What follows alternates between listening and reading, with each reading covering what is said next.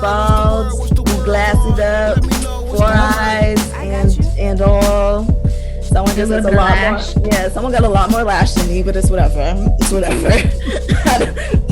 Some competition, but whatever. We're just happy to have Vaughn back. What's up, Vaughn? What's the word? What's up, man? I'm just trying to get ready for outside. Honestly, you know. Yeah, hardcore. Yeah. So you see me. Yeah, we've missed you, Vaughn. It's been a couple months since we've been with you, and it's not like I have seen you, obviously, because we're friends, so that happens. But like the rest of the hood grown, audience hasn't seen you and heard your voice in such a long time. So like, what have you been up to? What's up with you, girl? Like, fill us in. Oh, man, I've been really trying to focus on my mental health because you know that's important. You got to get the mind right. Yeah. Now it's time to get the body right. You know what I'm saying?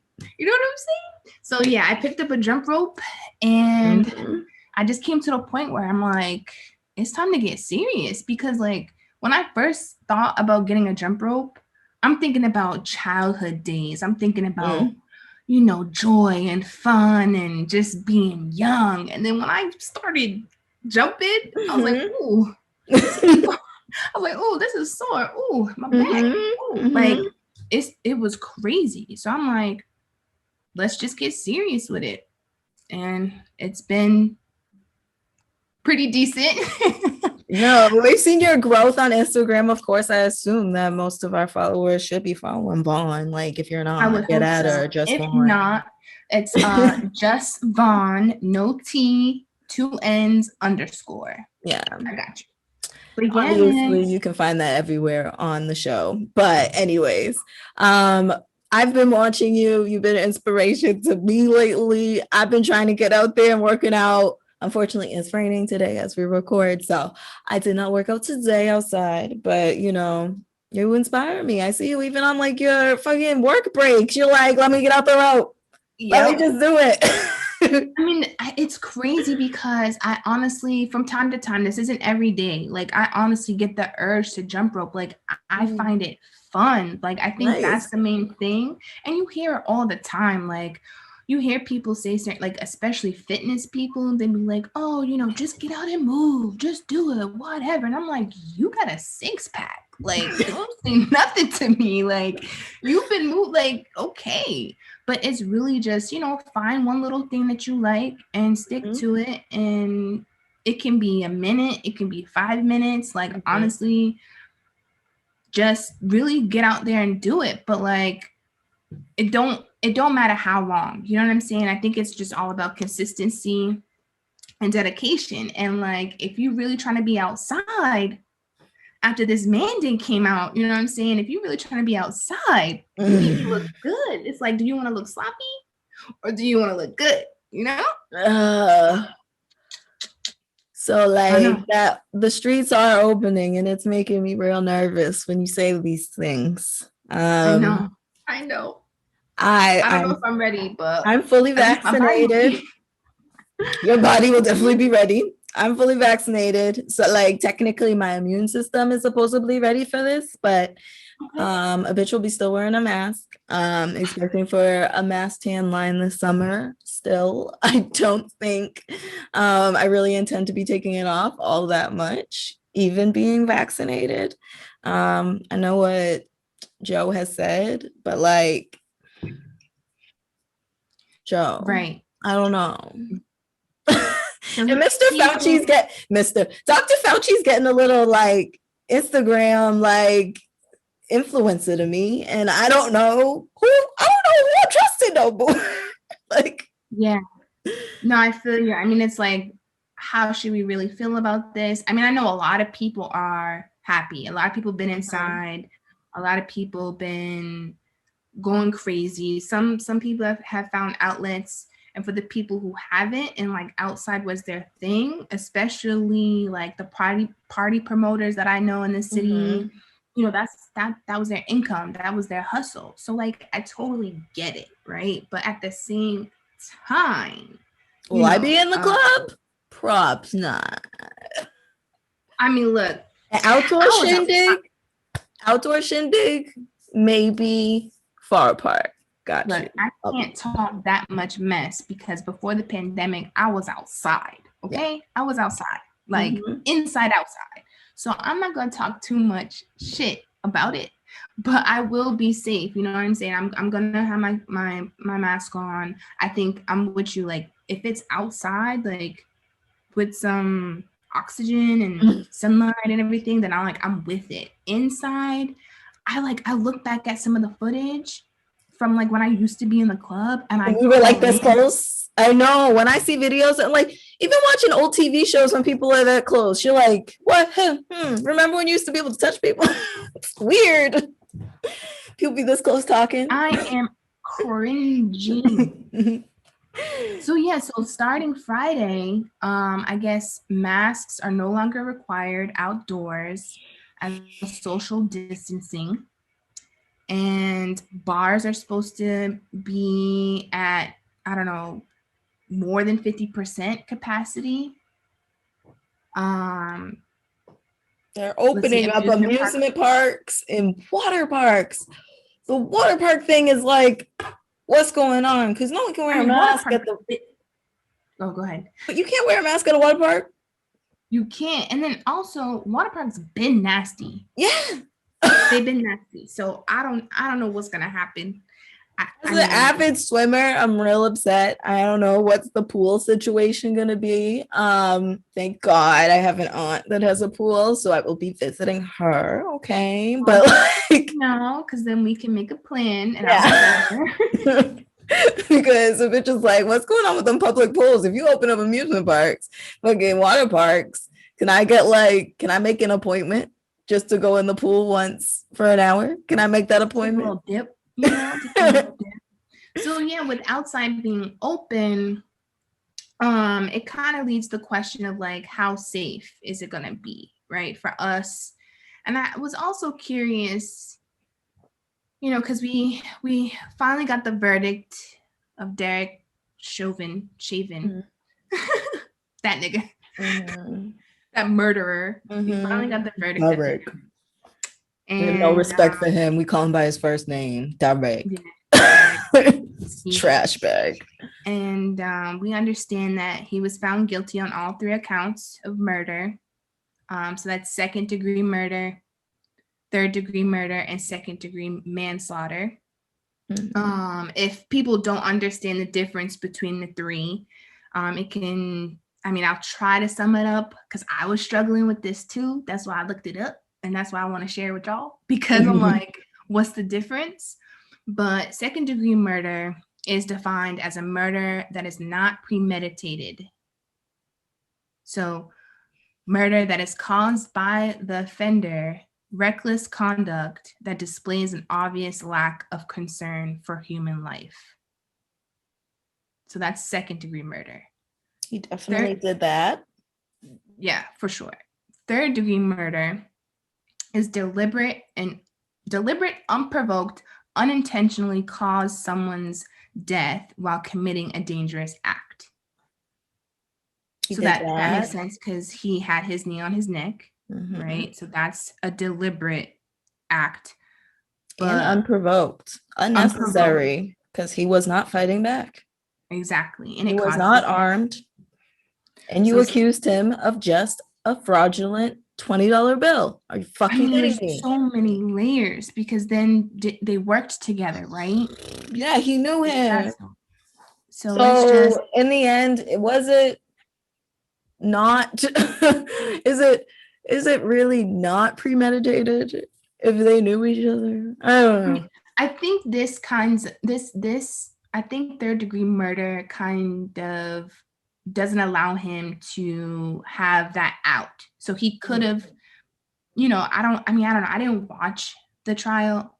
I just kind of left it to my people and like read up on it later. So he could have easily been like, oh, like, I didn't mean to do it. I didn't, whatever. He could have easily said that, but because of this account, it doesn't matter, right? And then 2nd-degree manslaughter is when that person recklessly causes the death of another person. So I think the key word here is recklessly. It's that reckless ass cracking, man. For sure. I mean, it was obvious that like that action. I mean, I think that move isn't even allowed. Yeah, everyone else on the force was like, "We're not doing that. We don't do that. Like, we're not supposed to do that." Like, I know that the justice system is now like doing a big investigation on the police department, so that is something that is happening. But we know that like this one verdict is not going to change the world for Black folks in America, for folks of color in America, but particularly for Black people. And it's unfortunate that some white people that think this is a win for Blacks and just for Blacks, where that is far from the case. This is a win for America, finally showing that there is some equality that we claim to have since its inception, even though that was a load of crock shit, because since its inception, we've been stealing people, we've been, stealing land, we've been raping and pillaging, and that's what America was built on. So it's like, no shit, we just kill niggas whenever the fuck we want to. But now, like, white people are acting like they did something for allowing us to have this verdict, and it's like, I'm not happy. It gave me inside relief. Am I happy about it? No, because why? George Floyd should still be alive, obviously, and that's it. Yeah. Derek's a monster and he deserves to be in jail for the rest of his life. We'll see what sentencing brings for him. And I'm not going to say not all cops. That's not how I'm going to phrase it to transition into this next story. But I do know that, like, I'm human and I can empathize with a lot of humans, that I don't believe that all humans associated with police departments are monsters. But I still think defund the police and, abolish the police. That's totally where I'm at. But I know that they don't, not everyone on the force are monsters, because they are people. And unfortunately, a police officer in New York was killed by a woman. She unfortunately was a podcaster, a Black podcaster. Like, come on, girl. Like, Girl, don't you making us look bad. You can't do this to us. But this is why, for one, y'all, you should have a home recording studio. There's no reason to go to no studio to record a podcast. That's just stupid. This young lady, Jessica, decided that she was going to take a couple of shots, smoke a little weed as she was recording her little pod. Signed out with the deuces and the fuck the police at the end, which was like, legit. All right, you were feeling it. And then on her way home, she ran over a policeman and kept going. And she kept driving and eventually got pulled over by the police and eventually was arrested. And I assume she's going to be charged with some kind of manslaughter. And it's really unfortunate. She's a Black girl that was a young Black girl. And the justice system is just going to go down on her so heavy. Yes, because there's evidence. Mm-hmm. There's so much evidence. I mean, in comparison, Black. Yeah, in comparison to young Micaiah, the young girl that was killed right as Derek was getting his sentence. Was getting the verdict read. A 16-year-old girl that could have been one of my students. She's a foster kid. And it's so much bullshit that was around her death. Like, her being a foster child and, her foster sisters were there and they loved her and cared for her. But apparently there was like a couple of women that were trying to fight her, like a 28-year-old or 21-year-old woman I heard was trying to fight this 16-year-old girl, and she had a knife to defend herself, and this fucking dumbass cop shot her 4 times in the chest. You had every intention of killing her. And it's just wild to me that some cops, unfortunately, think that they hold everything in their hands. They get to be, you know, trials. They get to be, you know, judge, jury, and, you know, sentencer and all that other stuff. And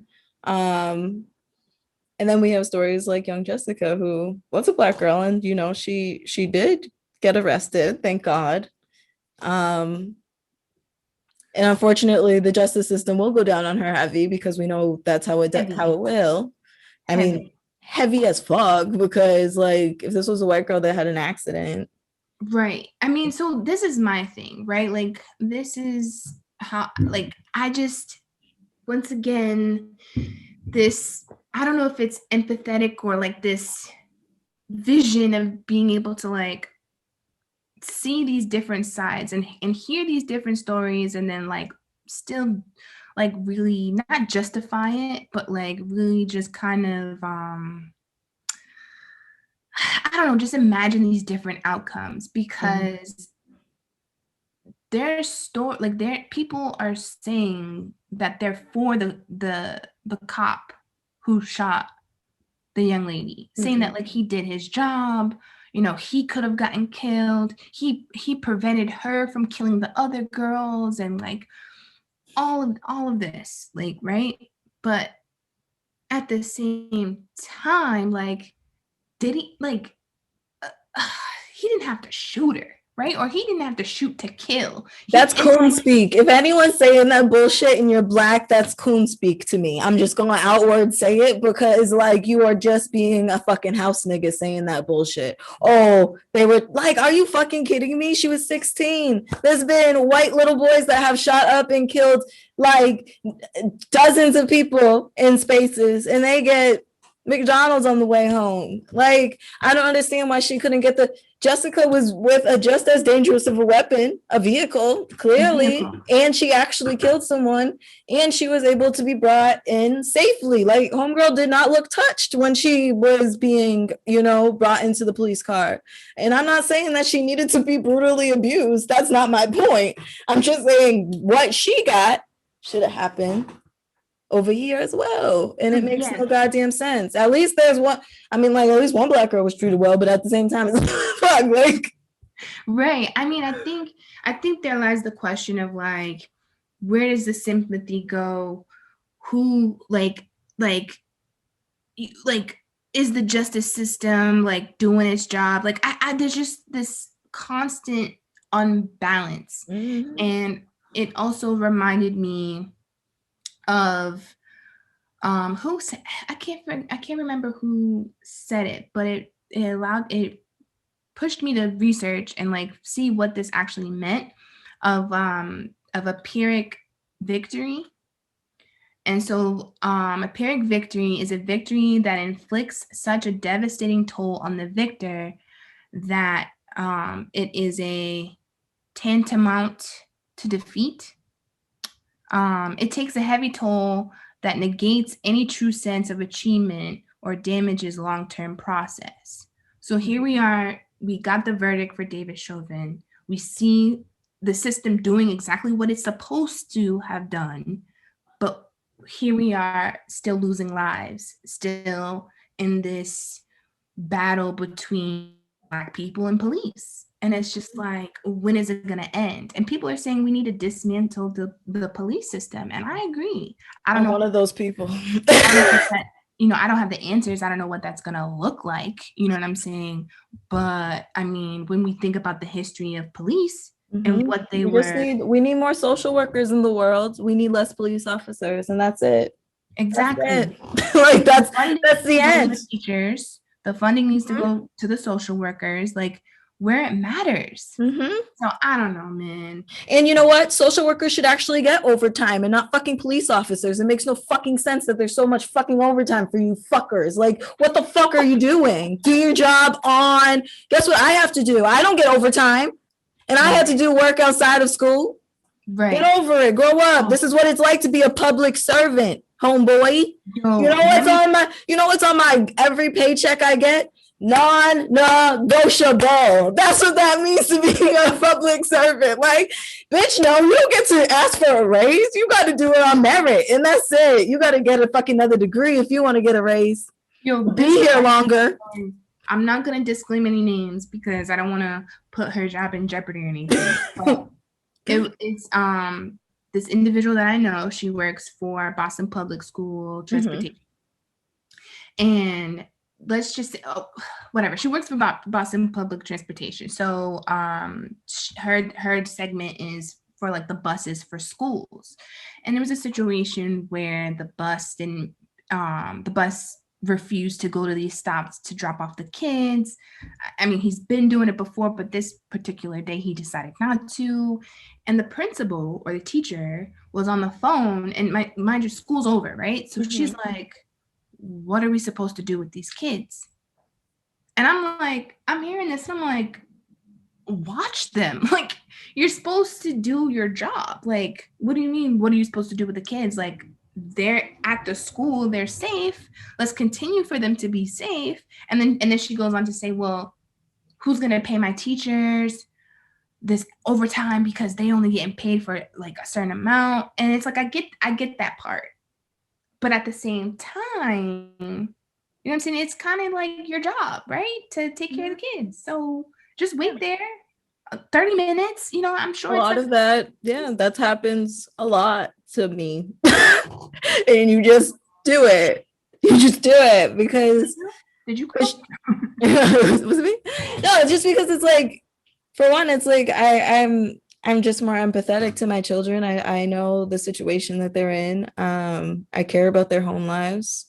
I mean, the weird part about this pandemic has allowed me to visit a lot of my kids at their homes. And I have visited them, you know, dropped off materials at their homes and, you know, been able to see grandmas and moms and sisters and cousins and, you know, meeting them in a different way and like knowing where they come from, knowing the culture they're in. It changes it and it's worth it. And this whole community policing, if you care so much, then maybe you should actually live in the communities you're policing. I'm tired of these white folks coming from the burbs and being BPD. What the fuck? They don't know nothing. They don't same know with teachers. That goes same with teachers. If you don't live in Boston, I don't understand why you're teaching our kids. What's going on? It's really upsetting to me. It's really upsetting. It really upsets me and my homegirls, I'll tell you. My partner is a med student, and we just decided to move to Boston, and I just want to transfer and like, you know nothing. You know nothing, and you just need to like, I don't know, figure something out. But I don't know how we're gonna transition into the next couple topics that we have here. But just niggas ain't shit. That's an easy transition. Let's go. It ain't nothing new. Y'all know the vibes here. It's really ain't shit. So y'all probably all seen it. This video of Steve Harvey coming out talking about men can't be friends with women. And this twitch it's giving me. I have a full-on twitch. He's saying any opportunity, basically putting it on the woman that like any opportunity that you give him, he's gonna take. So like if you are going through something and you want to reach out to your friend, because that's what friends are for, right? And you're vulnerable, then that man is going to be a savage and take advantage of you. And you gave him your vagina because you are an object and you can give it to people. It's almost like you can detach it and give it. I mean, I'm just going like, where's the maturity? And then like, I really want to root for Steve Harvey, man, because I feel like he's just, I mean, he's not much. I mean, he's funny, but I wouldn't say he's a comedian, but like he's done some positive things, like his story as far as his upcoming, right? But I think he ruined verses with the Isley Brothers and Earth, Wind and Fire. Let's just be real. He ruined it. He made it the Steve Harvey show because what? I didn't come for you, Steve. I didn't come for you. No, but they was working them though. Like the Isley, like it was nonstop. I feel like I'm on Steve Harvey's side. I want to hate him, but I feel like he was trying it up to give them a break. They're old. I mean, like they were going song to song to song, like, and that's what they're used to. That's what they are, performers. This is the Isley Brothers and Earth, Wind and Fire. Come on, boy. You know that they would kill it. At the worst, they'd be like, "Yo, get me a stool," but we're gonna still do it. They had water. I didn't see them drinking. They weren't even drinking water. But anyways, it comes to the question of gender roles, right? Or like, gender roles, or because if it was other way around. Gender's not even a thing anymore. I don't even think it's can a man have can a woman, I guess it's the same. So there's no really flipping it. A man having a lady friend. I mean, me saying I can't be friends with niggas because if they don't like, if they don't clearly say no to me, then it's on. Like, what? I do believe to some extent we do have some power over that. Like, we can choose. I mean, we all have choices, right? Like, we can choose to give it away, to give the box away. I mean, I agree with you on that, because most men have very little standards and will go after anyone that will allow them 100%. To have sex with them, versus most women have standards and will actually say, I will not have sex with every man that has a penis, or any, non-gendered person that might want to have sex with me. I choose who I want to due to a factor of requirements. But like, I am a full testament, and it's unfortunate because I'll say this: there are some women out there that be like, "Oh, my bro, my so and so," and they're sucking their dick. You know what I mean? Like, they're still doing the late night creep. The little side. Friends with benefits is the thing, right? But to be I think what Steve is saying, that like, they can't be just friends without the sexual part.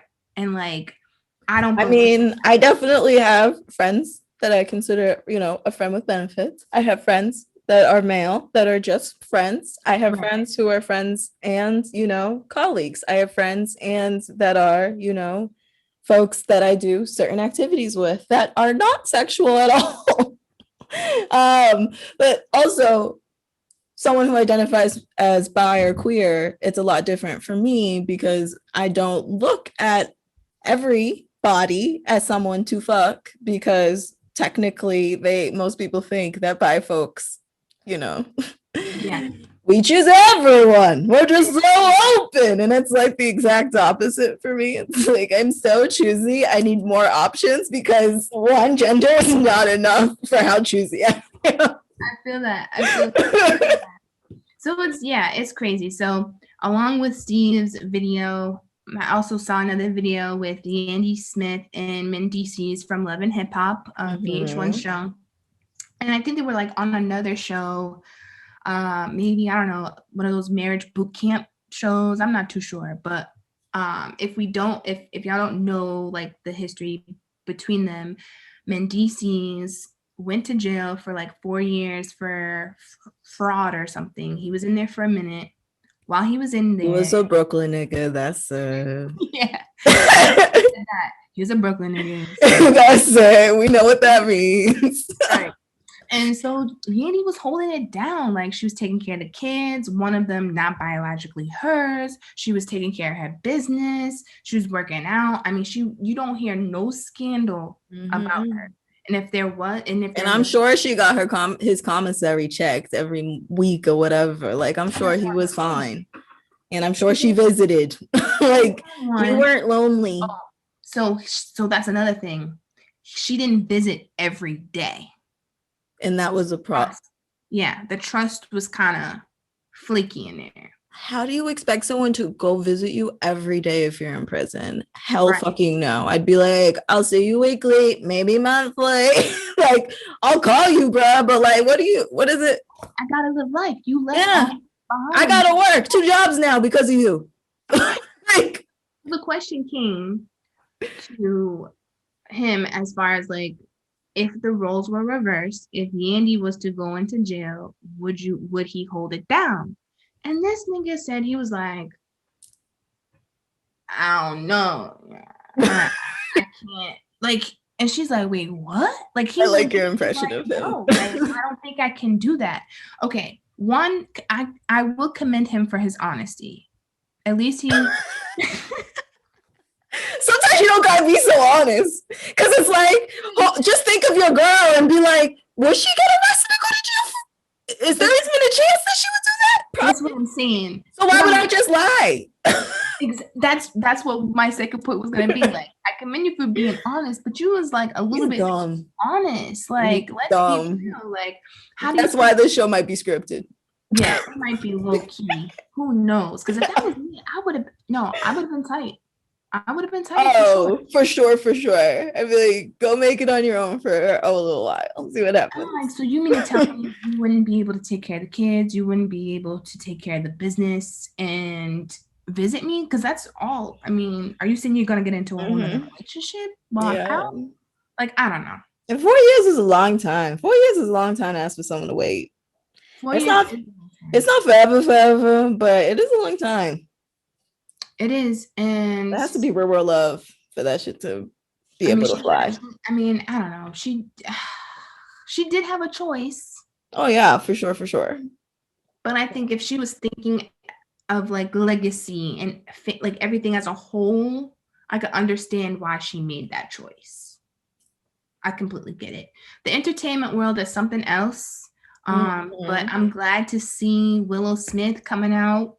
Praise Jesus for Willow. I just want to say thank you, Black Jesus, for giving, the Fifi Dobson. The Fifi Dobson in me. You know what? Fifi Dobson came out when I was like 13 and I was in such a punk phase. I was wearing the spiky belts for no fucking reason over green cargos and like black sweaters that my like fingers went through. I was like, I'm slightly gothish, but not really because I listen to Fifi. I was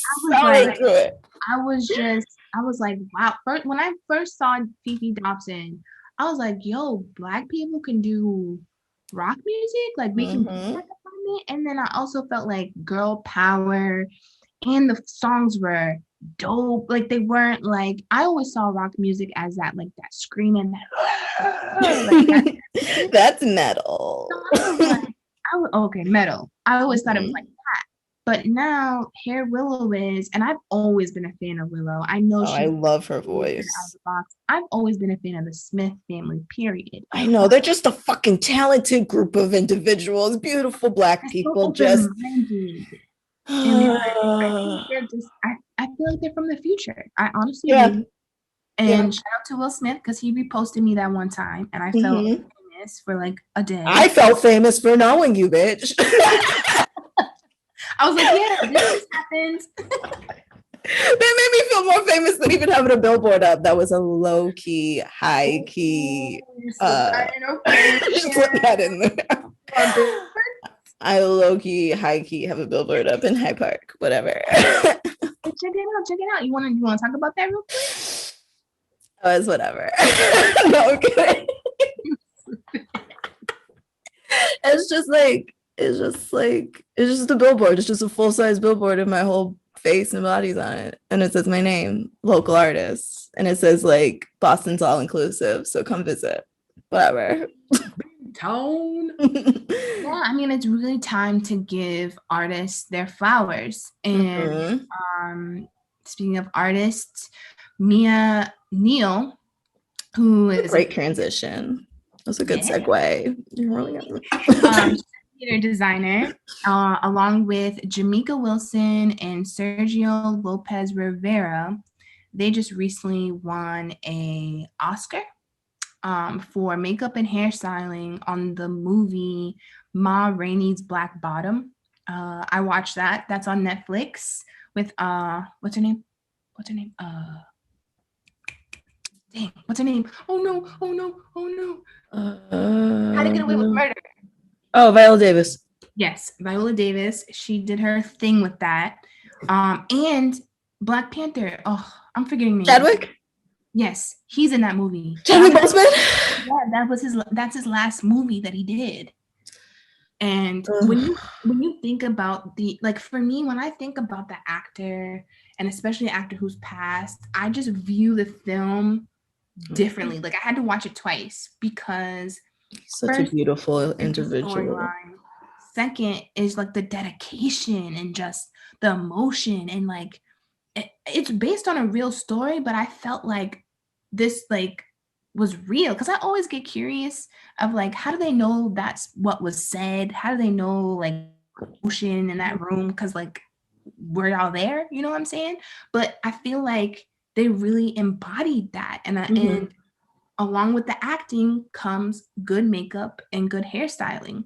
And so Mia Neal, along with the other two individuals, won the first Oscar at the 93rd Annual Academy Awards in that category that was created in 1981. The first Black woman to have won that Oscar in that category. For makeup and hairstyling. This is fucking bananas. I know we're going to talk about it, how the fact that it makes no fucking sense that we're in 2021 and first Black blank is anything anymore. Because y'all brought us to this country before its inception. Before y'all called independence, we were here. So but on top of that, Black girls have been slaying hair since inception of Black girls. Like, so to say that we haven't been tearing it up, I know I don't got any, but my hair still is cute. Still tearing it up. Like, to say that, like, we, like, hairstyle and makeup have been so much in our repertoire. We fucking made the drag queen life. Like, come on. Like, the black women and Black gays have changed fashion. That's what I'm saying. It's just disrespectful. It's we are treated. And it's just like, as creators. It brings up the question. Well, let me read her quote, because this is why I wanted to point her out, because it kind of turned the light bulb on in my head. Should I read the whole thing or just that one part? Whatever you want to read, girl. We're here. All right. I'll read the whole thing. I'll just just go ahead. So this is her power speech. She says, "So I wanted to say thank you to our ancestors who put the work in, were denied, but never gave up. And I also stand here as Jamaica and I break this glass ceiling with so much excitement for the future, because I can picture Black trans women standing up here, Asian sisters and our Latina sisters and Indigenous women. And one day I know that it won't be unusual or groundbreaking. It will just be normal." That's the part where I know it won't be unusual or groundbreaking. It will just be normal. And I'm like, yes. When will it get to that point where it's just normal? It's still a celebratory thing, right? Because you won, you put in the work. But that title of first Black blank, first woman blank, first, like, it just baffles me. And but here we are, all these white men in general, winning all these things, and we're not seeing that as any, like, it is what it is. But we highlight these first Black people, first women, and it's just like this big thing. And it's like, it's just will it not be? Yeah. It's just tiring. Yeah. And it actually that reminds me, like, yesterday, the president was on TV, and behind him was Nancy Pelosi and our Madam Vice President, Kamala Harris. And that is the first time ever a president has stood up addressing Congress and having two women behind him. And that's groundbreaking. And, you know, I also was like watching this recently, how like Finland is like one of the best countries, or Norway or something like that, one of the Scandinavian countries when it comes to equality of women. And it's just like, of course, like, equality of women can only happen in like super homogeneous spaces where like everyone looks the same. Then of course suddenly they're like, I guess we'll give each other equality. But when we've been fighting each other over racial shit and like disability shit and all this other bullshit, gender was just like the lowest on the totem pole for some dumbass reason. Or it really wasn't. Let's be real, racist, because I'm just gonna be saying we racist gonna be racist forever.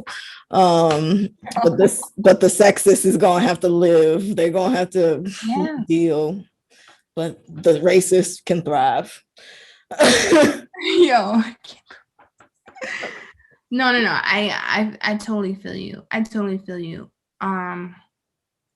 Yeah, man. I don't know.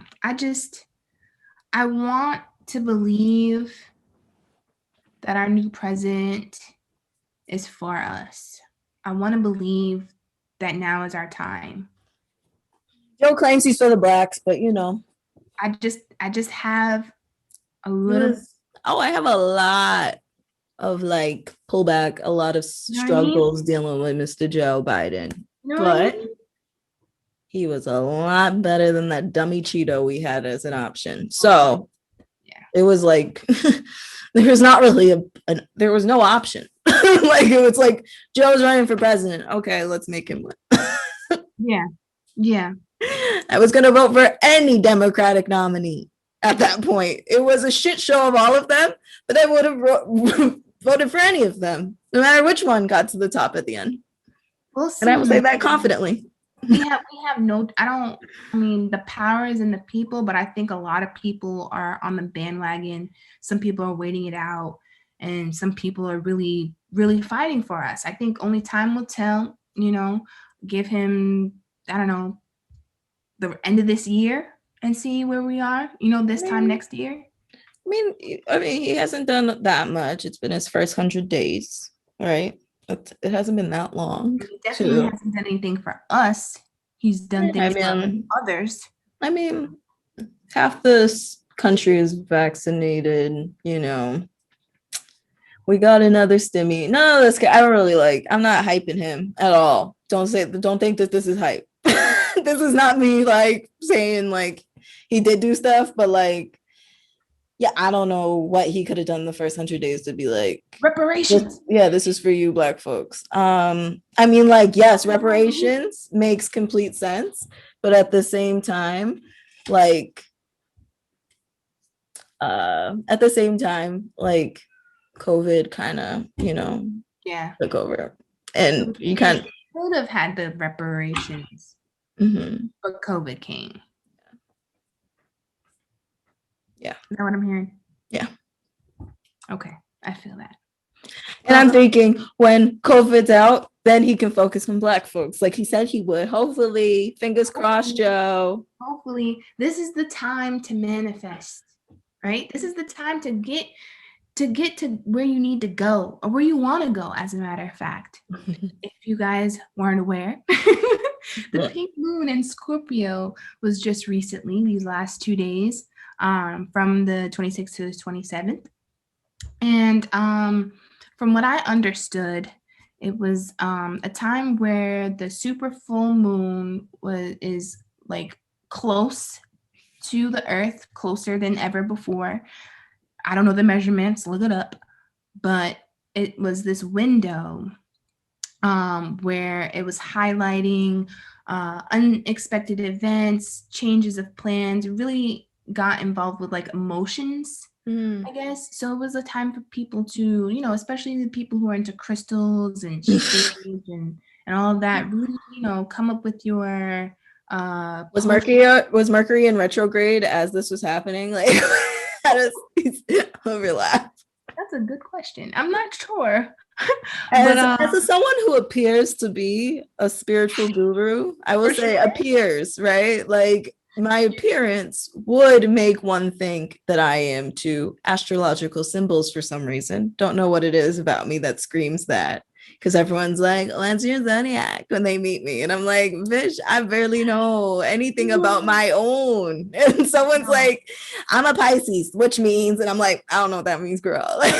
Well, I feel attacked because I think I definitely asked you that question. Ask me that question because I feel like apparently I'm this astrologer girl. I like space as in aliens, but I don't like, you know, figuring out my future. Just let it be. You know? I know. I definitely feel you. I'm like, I mean, I still believe in my Lord and Savior, you know, Jesus all the way. But I do, you know, for entertainment purposes, I might dig in a little bit on my horoscope. You know, I'm not like getting up in the morning and like looking forward to it. I'm like, around my day, what does it say? And sometimes it'll say some stuff and I'm like, yo, that's kind of on point. Like that just happened to me yesterday. So yeah, I mean. So if you were feeling just a little good on the 26th and the 27th, that is why. If you were feeling a little warm, a little happy, I was pretty stressed out. So you know what? It's whatever. Maybe it's just grad school that's stressing me out. Whatever. Maybe it's just that. Unveiling is supposed to happen, but I believe that, like, you know, things don't come to you if you just sit. You know, you got to work for it, you got to go to it, and you got to have good intentions. You know, speak positivity in your life. You know, I understand we have bad days, but try to be like, you know, I'm alive. I woke up today. You know, I have the choice to eat. I have running water. Flint, Michigan still ain't got clean water. Yeah, that's real. If you follow me, check my posts. You know, I made a little about that. But like, just be grateful. You know. I think that's really important to say, and I also want to not push back, but kind of piggyback on that and say, me, someone who struggles with depression and anxiety, I know it's a real struggle for me to sometimes be thankful of what I have and be happy with where I'm at.